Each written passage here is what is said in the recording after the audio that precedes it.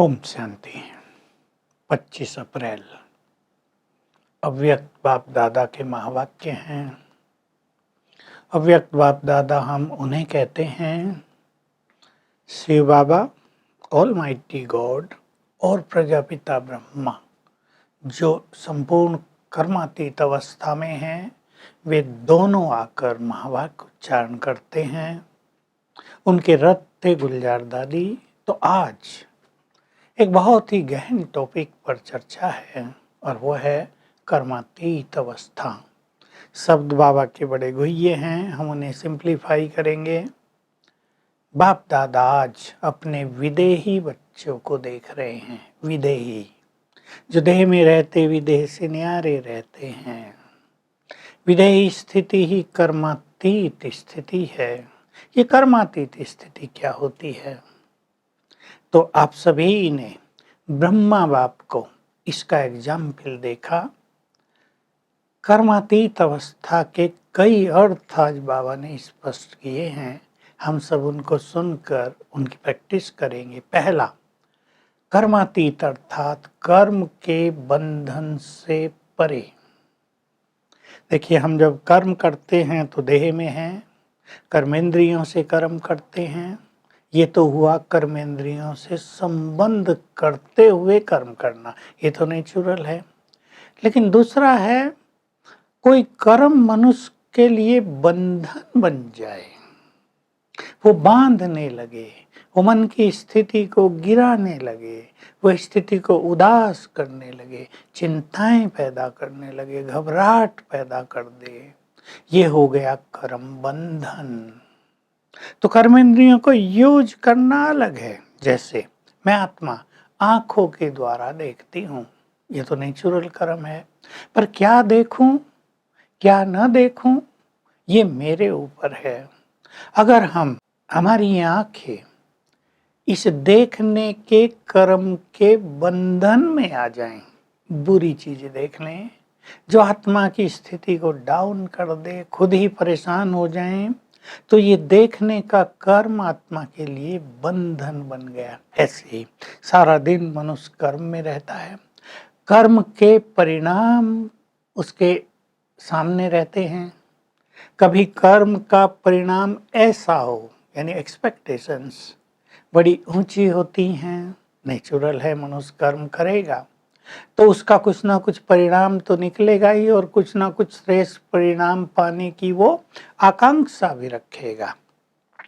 अब उसका प्रभाव होता है, एक्सपेक्टेड परिणाम न हुआ तो चित्त उदास हो रहा है, निराश हो रहे हैं, कई युवक डिप्रेशन में जा रहे हैं। एक स्थिति। अब कर्म तो कुछ ना कुछ परिणाम देगा, कभी हार, कभी जीत, कभी निंदा, कभी स्तुति, कभी सफलता, कभी असफलता। कभी हम बहुत खुश होंगे जो कुछ हो हमें मिला, कभी हम जरा उदास होंगे, लेकिन इन सब में एक रस रहना, ये है कर्मातीत स्थिति। अब ये हम सभी को चेक करना है कि कर्म हमें बांध रहे हैं या मालिक बनकर हम कर्म कर रहे हैं। और इसकी सर्वश्रेष्ठ विधि है, कर्म करने पर हमारा अधिकार है, फल पर नहीं। तो कर्म करें, अपनी अच्छी स्थिति में स्थित होकर, आत्मिक स्थिति में स्थित होकर, और जो फल मिले उसे स्वीकार भी कर लें और प्रभु अर्पण भी कर दें। दूसरी बात, अब हम संसार में हैं तो देहधारियों के भी संबंध में हैं और दैहिक जो पदार्थ हैं उनके भी संबंध में हैं। दोनों के बंधन से न्यारे। पदार्थ तो यूज करने के लिए हैं, लेकिन वो हमें बांध न लें। ऐसा ना हो हमारी मन बुद्धि उन्हीं में लगी हो सारा दिन, ये पहनूं, ये खाऊं, ये उतारूं, ये छोड़ूं, ये लूं, ये खरीदारी करूं, ये बनाऊं, इसी में लगी हो। ये सब निमित्त मात्र साधन हैं, इनका हम उपयोग करते अपनी योगयुक्त स्थिति में रहें। संबंध, अब देखिए आजकल के संदर्भ में ये बात सबसे उपयोगी है। सबसे बड़े बंधन संबंध बन गए हैं आजकल। जिन संबंधों में कभी प्यार होता था, अपनापन होता था, एक दूसरे के लिए बहुत ही सहयोग की भावना होती थी, सम्मान की, वो नहीं रही है। तो देह के जो संबंध हैं वो बंधन बन गए हैं, रिश्ते नाते आत्मा को कर्मातीत होने नहीं दे रहे हैं। और बाबा ने कई चीज़ों का वर्णन किया है, जैसे सब कुछ होते भी अपने को उदास, दुखी, खाली खाली, जैसे हमारा कोई नहीं दुनिया में, ऐसा अनुभव करते हैं। ये है कर्मों का बंधन। इससे परे रहना, ये कर्मातीत अवस्था है। नाते रिश्ते कैसे भी हों, लेकिन हम इन सब से परे रहें, उनके प्रभाव से अपने को मुक्त रखें। ये ज्ञान होते हुए कि सब कुछ कल्याणकारी है, जिनसे हमारे नाते हुए हैं उनसे हमारा कर्मों का हिसाब किताब है, कर्मों का जो ये खेल है ये सेटल हो रहा है अभी। सहज भाव से नातों में रहना, देते हुए रहना, बड़ी बात को छोटा करके रखना। अगली बात है, कर्म भोग आते हैं, शरीर में बीमारियां आती हैं। अब बीमारियों में चिल्लाना या उनको चला देना, कर्मातीत वाले चला देंगे। बीमारियों को बंधन बना लेना या हिसाब किताब चुकतू करने का साधन मानते हुए हल्के रहना। तो बाबा ने बहुत अच्छा उदाहरण दिया, जैसे बीमारियों में दवाइयाँ या बेहोशी की दवाई दे देते हैं, एनेस्थेसिया, मनुष्य को थोड़ी देर के लिए दुख दर्द से जरा ऊपर उठा देती है, मुक्त कर देती है। ऐसे ही दो चीजें हैं, अशरीरीपन का अभ्यास मानो इंजेक्शन है, और बाबा की आज्ञाओं का पालन करने के कारण परमात्म दुआएं मिलती हैं। इन दो चीजों के कारण सहज ही कर्म भोग को कर्म योग में बदल लेते हैं। ये है कर्मातीत अवस्था। तो अशरीरीपन इंजेक्शन का काम करेगा, ताकत का।